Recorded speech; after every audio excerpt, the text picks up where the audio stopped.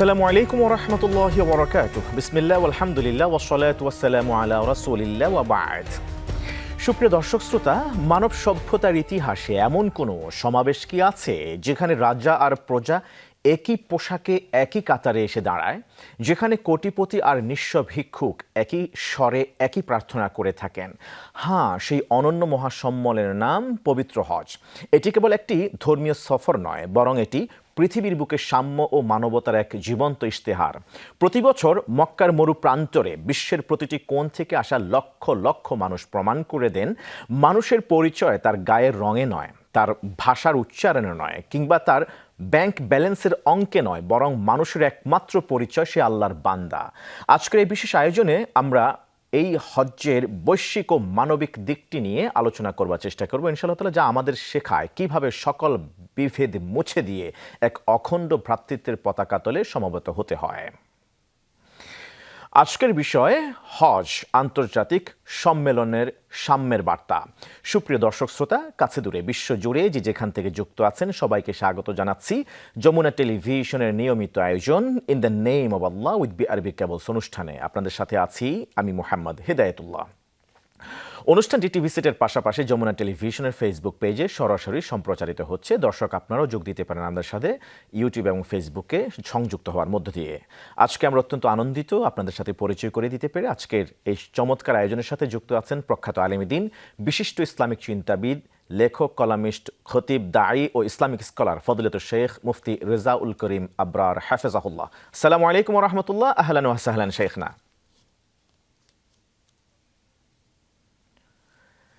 আসসালামু আলাইকুম ওয়া রাহমাতুল্লাহ। শেখ, আপনাকে সুস্বাগতম জানাচ্ছি। আমরা আজকে শুরুতে আপনার কাছ থেকে জানতে চাইবো, আমরা যে সাবজেক্ট নির্ধারণ করেছি সেখানে হজকে একটি ব্যক্তিক ইবাদত হিসেবে না দেখে বরং এটি আন্তর্জাতিক একটি মহাসম্মেলন হিসেবে দেখা হয়। এই আন্তর্জাতিক প্ল্যাটফর্মটাকে ব্যবহার করে কিভাবে আমরা আমাদের দেশে দেশে যে বৈপরীত্য আছে, দূরত্ব আছে, সেটাকে গুছিয়ে নিয়ে আসতে পারি, কিভাবে হজ্জের এই প্ল্যাটফর্মটা কার্যকরী ভূমিকা পালন করতে পারে আমাদের মাঝের গ্যাপ মিনিমাইজ করার ক্ষেত্রে। প্লিজ মুফতি রেজাউল করিম আবরার হাফেজুল্লাহ, আপনি কি আমাদেরকে শুনছেন? শেখ, আপনি কি আমাদেরকে শুনছেন? মুফতি রেজাউল করিম আবরার, আপনি কি আমাদেরকে শুনতে পাচ্ছেন? সম্ভবত আমরা ওনাকে কানেক্ট করতে পারছি না, অডিওতে প্রবলেম কিনা। প্রিয় দর্শক শ্রোতা, আমরা আমাদের আমন্ত্রিত মেহমানের কাছ থেকে আজকে আমরা জানবার চেষ্টা করব, একটা বিষয় ক্লিয়ার হতে চেষ্টা করব যে ইসলামের নানা ইবাদত রয়েছে। ইবাদতগুলি ব্যক্তিক ইবাদত, অনেক ক্ষেত্রে যেমন নামাজের মতো একটা ইবাদত, সেটা ব্যক্তিক ইবাদত, রোজা ব্যক্তিক ইবাদত, কিন্তু হজটি হলো একটি আন্তর্জাতিক মহাসম্মেলন। এই মহাসম্মেলনটি এটিকে কাজে লাগিয়ে আমরা কিভাবে আমাদের বৈশ্বিক যে দূরত্ব রয়েছে, আমাদের মানুষে যে ভেদাভেদ, যে উঁচু নিচু যে বৈষম্য আছে, সেই বৈষম্য থেকে আমরা কিভাবে বের হয়ে আসতে পারি আন্তর্জাতিক এই প্ল্যাটফর্মটাকে ব্যবহার করে। সেখানে যারা হজ সম্পাদন করতে যান তারা কিভাবে বৈশ্বিক এই সমস্যাটি মোকাবেলা করতে পারেন, কি চরিত্র ধারণ করে, কি শিক্ষা লাভ করে আমাদের এই বারতাগুলি ছড়িয়ে দিয়ে আমাদের সমাজের সাম্য, ঐক্য এবং ভ্রাতৃত্বের বন্ধনে আমরা আবদ্ধ হতে পারি, আমাদের যে দূরত্ব আছে সেগুলিকে মিনিমাইজ করতে পারি। এই বিষয়ে ইনশাআল্লাহ তাআলা আমরা আমাদের আমন্ত্রিত মেহমানের কাছ থেকে খুব শীঘ্রই আমরা জানতে চেষ্টা করব। আমাদের আমন্ত্রিত মেহমানকে আমরা অডিও কানেক্ট করতে পারছি না, ইনশাআল্লাহ তাআলা খুব শীঘ্রই তিনি আমাদের সাথে যুক্ত হবেন আশা করব ইনশাআল্লাহ তাআলা। আমাদের শেখ যুক্ত আছেন। আমরা যে বিষয়টি নিয়ে কথা বলবো সে বিষয়টি হলো হজ, আন্তর্জাতিক মহাসম্মেলন আল্লাহ সুবহানাহু ওয়া তাআলা ফরজ করে দিয়েছেন সামর্থ্যবান মানুষদের উপরে, যারা সামর্থ্য রাখেন শারীরিকভাবে, আর্থিকভাবে, এবং সেই রাস্তা নিরাপদ আছে, ইমানদার বালেগ মুসলিম নরনারীর উপরে কিছু শর্ত শারায়েতের আলোকে সেটি আল্লাহ তাআলা ফরজ করে দিয়েছেন। সেখানে কি আমরা শুধু মেয়ার ইবাদত করতে এই আন্তর্জাতিক সম্মেলনে যুক্ত হয়ে থাকি, নাকি সেখানে আল্লাহ তাআলা আমাদেরকে বৈশ্বিক বা আন্তর্জাতিক কোনো বার্তা তিনি দিতে চান, সেই বিষয়ে ইনশাআল্লাহ তাআলা আজকে আমরা জানবার চেষ্টা করব। আমরা আবার একটু চেষ্টা করছি আমাদের শেখকে যুক্ত করবার জন্য। শেখ ফজিলাতুল শেখ মুফতি রেজাউল করিম আবরার, আপনি আমাদেরকে শুনতে পাচ্ছেন? শেখ সম্ভবত আমাদেরকে এখনো শুনতে পাচ্ছে না। আমরা ইনশাআল্লাহ তাআলা কিছুক্ষণের মধ্যেই আমাদের শেখকে আবার চেষ্টা করছি যুক্ত করে নেবার জন্য। আল্লাহ সুবহানাহু ওয়া তাআলা এই বছরও আরও অনেক অনেক তার একান্ত বান্দাদেরকে তিনি আহ্বান করেছেন, মঞ্জুর করেছেন সেই মক্কাতুল মুকাররমায় গিয়ে আন্তর্জাতিক সম্মেলনে অংশগ্রহণ করবার জন্য। অনেকেই অলরেডি চলে গেছেন, কেউ বা পথে আছেন, কেউ বা ইনশাআল্লাহ তাআলা সামনে যেতে পারবেন ইনশাআল্লাহ তাআলা। তো সেই ক্ষেত্রে আমরা দোয়া করছি যারা এর মধ্যে চলে গিয়েছেন আল্লাহ তাআলা তাদেরকে হেফাজতে রাখুন, যারা পথে আছেন তাদের আল্লাহ রাস্তা নিরাপদ করুন, এবং যারা সামনে যাবেন আল্লাহ তাআলা তাদের যাবতীয় জটিলতাকে পরিহার করে সামনে যেন এগিয়ে যেতে পারেন, আল্লাহ তাআলা সেই তৌফিক দান করুন ইনশাআল্লাহ তাআলা। আমরা আমাদের সম্মানিত আমাদের আমন্ত্রিত মেহমান দাঈ ইলাল্লাহর কাছ থেকে আমরা জানবার চেষ্টা করছি, আবার একটু ট্রাই করছি যে আমাদের শেখ আমাদেরকে শুনতে পাচ্ছেন কিনা। আসসালামু আলাইকুম শেখ, আপনি শুনতে পাচ্ছেন? ওয়ালাইকুম আসসালাম ওয়া রাহমাতুল্লাহ, জি শুনতে পাচ্ছি। জাযাকুমুল্লাহ খাইরান। আমরা আসলে এতক্ষণ আপনাকে আপনার অডিও আমরা পাচ্ছিলাম না, এখন আমরা ক্লিয়ার হয়েছি। আপনি যদি আমাদেরকে বলতেন যে হজের আন্তর্জাতিক প্ল্যাটফর্মটা ইউজ করে কি করে আমরা বৈশ্ব ভ্রাতৃত্বের দিকে এগিয়ে যেতে পারি এবং কিভাবে আমাদের মাঝে যে বৈষম্য আছে, দূরত্ব আছে, সেটাকে আমরা মিনিমাইজ করতে পারি, প্লিজ সংক্ষেপে যদি একটু বলতেন। বিসমিল্লাহির রহমানির রহিম, নাহমাদুহু ওয়া নুসাল্লি আলা রাসূলিল কারীম, আম্মা বা'দ। দর্শক, ইসলামে যে বুনিয়াদি 5টি জিনিসের উপর ইসলামের ভিত্তি, তার ভিতর অন্যতম হলো হজ। আল্লাহ তাআলা বলেছেন, ওয়ালিল্লাহি আলান নাসি হিজ্জুল বাইতি মান ইসতাতা ইলাইহি সাবিলা। ইসলামের একটা মৌলিক থিম হলো সারা দুনিয়ার যে মুসলিম, রাসূল যেটা আসছে আল মুসলিমুনা কাজাসাদিন ওয়াহিদ, সারা দুনিয়ার সকল মানুষ আল্লাহর কাছে সমান। যে কালোর প্রাধান্য সাদা মানুষের উপর, সাদা মানুষের প্রাধান্য কালো মানুষের উপর, আপনি বড় কোনো পদে গিয়েছেন এজন্য অন্য মানুষ থেকে আপনি শ্রেষ্ঠত্ব হয়ে গিয়েছেন, এই যে ভেদাভেদ, এটা কিন্তু ইসলামে নেই। রাসূলুল্লাহ সাল্লাল্লাহু আলাইহি ওয়াসাল্লাম স্পষ্ট ভাষায় বলেছেন, লা ফাযলা লি আরাবিয়্যিন আলা আজামিন ওয়ালা লি আজামিন আলা আরাবিয়্যিন ওয়ালা লি আহমার আলা আসওয়াদা ওয়ালা লি আসওয়াদা আলা আহমার। যে আরবের কোনো প্রাধান্য নেই আজমের উপর, আজমের কোনো প্রাধান্য নেই আরবের উপর, সাদা মানুষের কোনো প্রাধান্য নেই কালো মানুষের উপর, কালো মানুষের কোনো প্রাধান্য নেই সাদা মানুষের উপর। ইন্নামাত তাকওয়া হুনা, যার অন্তরে তাকওয়া তথা আল্লাহর ভয় যত বেশি হবে, আল্লাহর কাছে তার মর্যাদা তত বেশি। এই যে ইসলামের একটা ক্ষমতা, এই যে ইসলামের একটা সাম্যের বার্তা, এটা পৃথিবীতে যে কয়েকটি আমল দ্বারা অত্যন্ত সুস্পষ্ট ভাবে মানুষের কাছে প্রকাশিত হয়, তার ভিতর অন্যতম হলো হজ।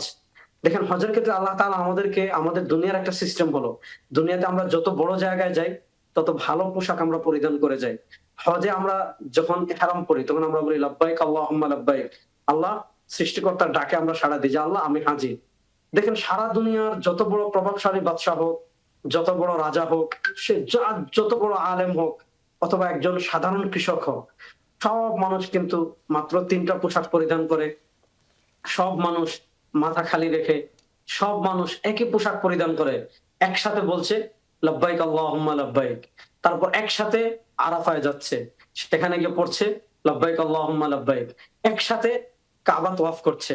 এবং একটা মজার জিনিস হলো, পৃথিবীতে আমরা আমাদের বিভিন্ন জিনিস চাওয়ার জন্য বিভিন্ন মানুষের কাছে যাই, কিন্তু আমরা যখন হজে কাবা তওয়াফ করি, যে বাদশা সেও আল্লাহর কাছে চাচ্ছে, যে রাজা সেও আল্লাহর কাছে চাচ্ছে, পৃথিবীর সব প্রভাবশালী মানুষ থেকে নিয়ে পৃথিবীর একদম নিম্নবিত্ত যে হজে গিয়েছে সেও আল্লাহর কাছে চাচ্ছে। এই যে একটা সমতা, যে সৃষ্টিগতভাবে আল্লাহ তাআলা আমাদেরকে সৃষ্টি করেছেন, এই সমতার বার্তা পৃথিবীতে হজ আমাদেরকে যতটুকু দিতে পারে, যে মানুষের এই যে আমরা একজন আরেকজনকে ছোট করি, একজন আরেকজনকে খাটো করি, অর্থাৎ সৃষ্টিগত দিক থেকে আল্লাহ তাআলা যে আমাদের সবাইকে সমান করে সৃষ্টি করেছেন, এবং পৃথিবীর এ সকল কারণে একজনকে আরেকজনের উপর প্রাধান্য দেওয়া যায় না, একজনকে আরেকজনকে ছোট করা যায় না, এই যে একটা বার্তা, এই বার্তাটা আল্লাহ তাআলা অত্যন্ত সুস্পষ্ট ভাষায় হজের মাধ্যমে আমাদের সামনে উপস্থাপন করেন। এজন্য আমরা যারা হজে যাব, হজে যে আমরা যেমন হজের আরাকান গুলো পালন করব, যেমন আমরা জানি যে ইসলামের গুরুত্বপূর্ণ গুনাহ মাফের একটা গুরুত্বপূর্ণ আমল হলো হজ। রাসূলুল্লাহ সাল্লাল্লাহু আলাইহি ওয়াসাল্লাম বলেছেন যে যে কোনো ব্যক্তি মান হাজ্জা, যে ব্যক্তি হজ করলো, হজে কোনো অশ্লীল কাজ করলো না, পাপাচার করলো না, রাজাআকা ইয়াউমিন ওয়ালাদাতহু উম্মু, মানুষ জন্মের দিন যেমন নিষ্পাপ হয়ে জন্মগ্রহণ করে, হজ থেকে মানুষ যখন ফিরে আসে এভাবে নিষ্পাপ হয়ে ফিরে আসে। রাসূলুল্লাহ সাল্লাল্লাহু আলাইহি ওয়াসাল্লাম আরেকটা কথা বলেছেন, আল হাজ্জুল মাবরুর লাইসা লাহু জাযাউন ইল্লাল জান্নাহ, যে কাবুল হজের বিনিময়ে জান্নাত ছাড়া আর কিছু নয়।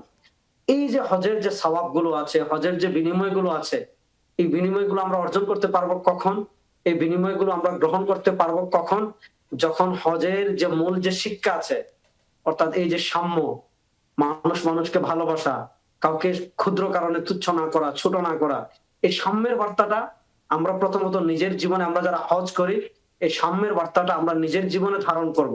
আমরা শুধু নিজের জীবনে ধারণ করেই শেষ করব না, আমার যারা আল্লাহ তাআলা আমার অধীনস্থ যাদেরকে করবে, অথবা আমি যে সমাজে বসবাস করব, যাদের সাথে বসবাস করব, এই হজ থেকে আমি যে সাম্যের বার্তাটা পেলাম, এই সাম্যের বার্তাটা আমার জীবনের সব ক্ষেত্রে, সব জায়গায়, আমার কথায়, আমার কাজে, আমার পরিবারে, আমার ব্যবসা প্রতিষ্ঠানে, আমার রাষ্ট্রে, অর্থাৎ আমার জীবনের সব জায়গায় এই সাম্যের বার্তাটা যদি আমি ছড়িয়ে দিতে পারি, এই সাম্য যদি আমি প্রতিষ্ঠা করতে পারি, এই সাম্যের আলোকে যদি আমার পরবর্তী জীবনকে আমি গড়ে তুলতে পারি, তাহলে আমার হজ হবে পরিপূর্ণ। তো জি, পৃথিবীতে আল্লাহ তাআলা এই সাম্যের বার্তা ছড়িয়ে দেওয়ার জন্য যে একটা আমল আমাদেরকে দিয়েছেন, তার ভিতর অন্যতম হলো হজ। আমাদের অনেক হজ, চমৎকার আলোচনা শুনছিলাম আমরা আপনার কাছ থেকে শেখ, যে আজকে আন্তর্জাতিক সম্মেলন থেকে সাম্যের কি বার্তা সেখানে আছে সেই বিষয়ে আমরা জানছিলাম আপনার কাছ থেকে। আমরা শুনবো ইনশাআল্লাহ তাআলা বিরতির পর আরো একবার আপনার কাছে থেকে। দর্শক শ্রোতা, আপনারা দেখছিলেন in the name of Allah with আরবি কেবলস। আমরা নিচ্ছি বিজ্ঞাপন বিরতি, ফিরছি ইনশাআল্লাহ তাআলা, সাথেই থাকুন।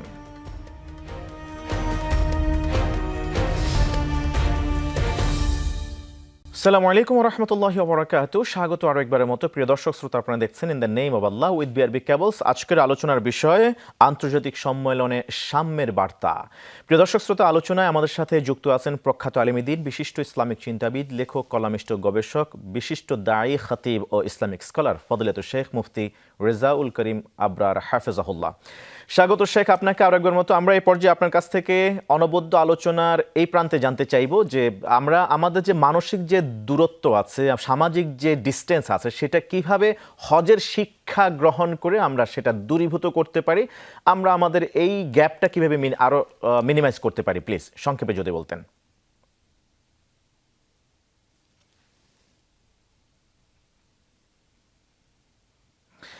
শেখ আমাকে শুনছেন? আমরা আপনার কাছ থেকে যে বিষয়টি জানতে চাচ্ছি, আমাদের যে মনস্তাত্ত্বিক একটা দূরত্ব এবং সামাজিক দূরত্ব তৈরি হয়েছে ইতোমধ্যে আমাদের ব্যক্তি, পরিবার এবং সমাজের মধ্যে, আমাদের প্রতিবেশীদের সাথে, হজের শিক্ষা গ্রহণ করে আমরা সেখান থেকে কিভাবে বের হয়ে আসতে পারি, প্লিজ। জাযাকাল্লাহ, খুব সুন্দর একটা প্রশ্ন। যে আজকে আমরা নানা কারণে আমাদের ব্যক্তি জীবনে, পারিবারিক জীবনে, সামাজিক জীবনে একজন আরেকজন থেকে অনেক দূরত্ব তৈরি হয়ে যায়। প্রথম কথা হলো যে আপনার প্রতিবেশী যারা আছেন, যাদের সাথে আপনি চলেন, যাদের সাথে আপনি কাজ করেন, তাদের সাথে দূরত্ব রাখা, এটা কিন্তু ইসলাম সমর্থন করে না। এবং রাসূলুল্লাহ সাল্লাল্লাহু আলাইহি ওয়াসাল্লাম বলেছেন, আল মুসলিমু মান সালিমাল মুসলিমুনা মিন লিসানিহি ওয়া ইয়াদিহি, যে প্রকৃত মুসলমান যার হাত এবং মুখ থেকে অপর মুসলমান নিরাপদ থাকে। এবং রাসূলুল্লাহ সাল্লাল্লাহু আলাইহি ওয়াসাল্লাম প্রতিবেশীর ব্যাপারে অনেক কি করেছেন, সতর্ক করেছেন আমাদের। কিন্তু সামাজিক নানা কারণে আমাদের মধ্যে দূরত্ব তৈরি হয়ে যায়। তো হজের শিক্ষাকে কাজে লাগিয়ে, হজের মানে সমতার শিক্ষাকে কাজে লাগিয়ে আমরা আমাদের এই দূরত্বটা কিভাবে দূর করতে পারি। দেখেন, আপনি যখন হজে যাচ্ছেন, ইহরাম পরিধান করার পর আপনি যখন লাব্বাইক আল্লাহুম্মা লাব্বাইক পড়লেন, লাব্বাইক পড়ার সাথে সাথে আপনি আল্লাহর ডাকে সাড়া দিলেন। অর্থাৎ আপনি তো চাইলে সবচেয়ে ভালো পোশাক পরিধান করে যেতে পারতেন, সবচেয়ে দামি খাবার ওখানে খেতে পারতেন, সবচেয়ে দামি সুগন্ধ ব্যবহার করতে পারতেন, সবচেয়ে দামি জুতা ব্যবহার করতে পারতেন।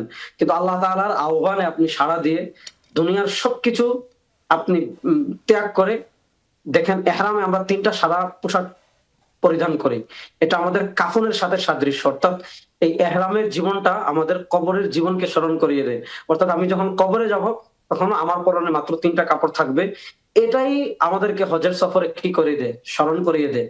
আর রাসূলুল্লাহ সাল্লাল্লাহু আলাইহি ওয়াসাল্লাম বলেছেন যে তোমরা বেশি করে মৃত্যুর কথা স্মরণ করো, কারণ মৃত্যু দুনিয়া কি করে, দুনিয়ার স্বাদকে মৃত্যু কি করে দেয়, বিনষ্ট করে দেয়। তো ইহরামের মাধ্যমে, হজের মাধ্যমে আল্লাহ তাআলা আমাদেরকে কি করেন, সেই মৃত্যুর কথা ইহরামের মাধ্যমে স্মরণ করিয়ে দেন। আর মৃত্যুর মাধ্যমে আল্লাহ তাআলা যখন আমাদের ইহরামকে কি করে দেন, মৃত্যুর কথা ইহরামের মাধ্যমে স্মরণ করিয়ে দেন। আর মৃত্যুর কথা যখন শুরু হবে, তখন এই যে আপনার কথা যখন স্মরণ হবে, তখন এই ছোটখাটো বিষয়গুলো আপনাকে আর বিভ্রান্ত করবে না।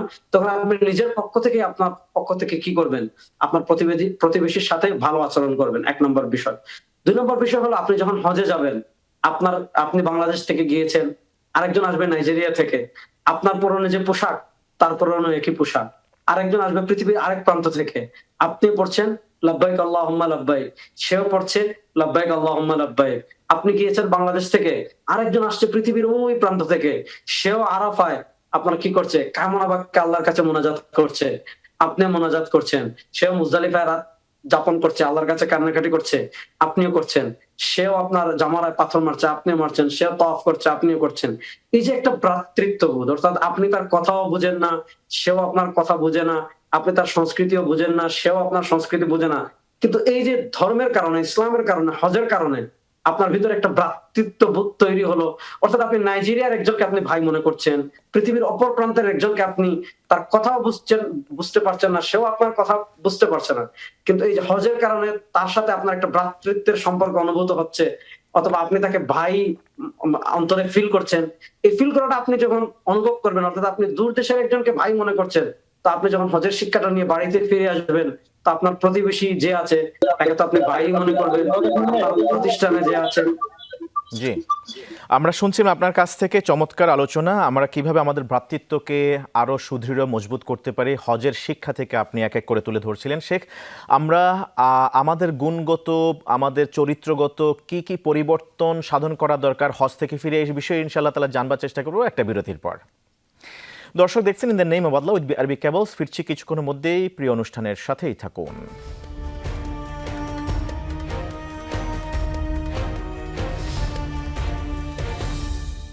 আসসালামু আলাইকুম ওয়া রাহমাতুল্লাহি ওয়া বারাকাতুহু। স্বাগত আর একবারের মতো প্রিয় দর্শক শ্রোতা, আপনারা দেখছেন in the name of Allah with আরবি কেবলস। আজকের আলোচনার বিষয় আন্তর্জাতিক সম্মেলনের সাম্যের বার্তা। গুরুত্বপূর্ণ আলোচনায় সাথে আছেন ফজিলাতুল উস্তাজ শেখ মুফতি রেজাউল করিম আবরার হাফেজাহুল্লাহ। স্বাগত শেখ আপনাকে আরো একবার মতো। আমরা এই পর্যায়ে আপনার কাছ থেকে যে বিষয় জানতে চাইবো সেটা হচ্ছে, একজন হাজী সাহেব হজ থেকে ফিরে আসার পরে তিনি তার ব্যক্তিক এবং সামাজিক জীবনে কি গুণগত পরিবর্তন আনার দরকার বলে আপনি জরুরি মনে করেন, যার মাধ্যমে আমরা আমাদের সম্পর্কটাকে আরো সুন্দর করতে পারি, এই বিষয়ে যদি একটু বলতেন প্লিজ। দর্শক, এই ব্যাপারে আমি যে কথা বলবো, দুনিয়াতে নবীরা ছাড়া আমরা কম বেশি সবাই গুনাহ করি, এবং কোন গুনাহের সাথে আমি জড়িত সেটা সবচেয়ে আমি জানি এবং আল্লাহ তাআলা জানেন। তো আমরা যারা হজে যাই, আল্লাহ তাআলা আমাদের যাদেরকে হজ করার তৌফিক দান করেন, আল্লাহ তাআলা আমাদের যাদেরকে আল্লাহ তাআলা তার ঘরে ডেকে নেন বা হজের জন্য কবুল করেন, তো আমাদের হজ থেকে ফেরার পর আমাদের প্রথম যে সংকল্প হবে যে আল্লাহ তাআলা আমাকে হজে ডেকেছেন, আল্লাহ তাআলা আমাকে গুনাহ কবুল করার একটা এই মহা সুযোগ দিয়েছেন। এবং রাসূলুল্লাহ সাল্লাল্লাহু আলাইহি ওয়াসাল্লাম তো একাধিক হাদিসে হজ যে মুকাফফারাতুয যুনুব, অর্থাৎ সব গুনাহকে যে মাফ করে দেয়, এবং রাসূলুল্লাহ সাল্লাল্লাহু আলাইহি ওয়াসাল্লাম এটাও বলেছেন, আগুন যেমন লোহাকে গলিয়ে ফেলে, ঠিক তেমনি ভাবে হজ মানুষের গুনাহকে এইভাবে মাফ করে ফেলে। তো আমরা যারা আল্লাহ তাআলা এই সুযোগ দেন আমাদের, আমাদের প্রথম টার্গেট থাকবে যে হজে যাওয়ার আগে যে গুনাহগুলোর সাথে আমি জড়িত ছিলাম, হজ থেকে ফেরার পর হজ করার সময় আমি আল্লাহর কাছে বারবার তওবা করব, আরাফায় তওবা করব, মুজদালিফায় তওবা করব, এবং মিনার তাঁবুতে যখন রাত্রি যাপন করব আল্লাহর কাছে তওবা করব। এবং আমি এই দৃঢ় সংকল্প করব যে আগে যে গুনাহগুলোর সাথে আমি জড়িত ছিলাম, হজ থেকে আসার পর সেই গুনাহগুলো আমি করব না। যেমন আগে যদি আমি মিথ্যা বলি, আমি টার্গেট নেব যে আমি আমার মানে আমার যতক্ষণ আমার হুঁশ থাকবে আমি মিথ্যা কথা বলব না, আমি গীবত করব না। আমি যদি সুদের সাথে জড়িত থাকি, তাহলে আমি হজ থেকে ফেরার পর আর সুদের কারবারে জড়িত হব না। আমি ঘুষের সাথে জড়িত থাকলে আর আমি ঘুষ দেব না। আমি যদি কারো সাথে অন্যায় করি, তার কাছে ক্ষমা চাইবো, অন্যায় করব না। অর্থাৎ আমাদের দৃঢ় সংকল্প এটা থাকবে যে আমার হজ পরবর্তী জীবন আমার আগের জীবনটা যেন ভালো হয়। আমরা শুনছিলাম শেখ আপনার কাছ থেকে, প্লিজ। চমৎকার আলোচনা আমরা আপনার কাছ থেকে শুনছিলাম যে আসলে কিভাবে আমরা আমাদের গুণগত পরিবর্তন আনতে পারি আমাদের ব্যক্তিক আচরণে, সামাজিক আচরণে, যেগুলি আমাদেরকে আসলে আল্লাহমুখী করবে, আল্লাহ প্রিয় করে তুলবেন। আপনি যদি সংক্ষেপে এক সেন্টেন্সে আর কিছু বলতে চান দর্শকের উদ্দেশ্যে। জাযাকুমুল্লাহ খাইরান। অনেক অনেক ধন্যবাদ জানাচ্ছি আপনাকে আমাদের সাথে যুক্ত হওয়ার জন্য। আকরামাকুমুল্লাহ। প্রিয় দর্শক শ্রোতা, হজ আমাদের এই বার্তা দেয় যে আমরা সবাই এক, বনে আদম অর্থাৎ আদম আলাইহিসসালাতু ওয়াসসালামের সন্তান, এবং আমাদের সবার গন্তব্য এক। আরাফাতের ময়দানে যে শুভ্রতার চাদর আমরা দেখি তা আসলে আমাদের হৃদয়ের কলুষতা ধুয়ে ফেলার এক আহ্বান।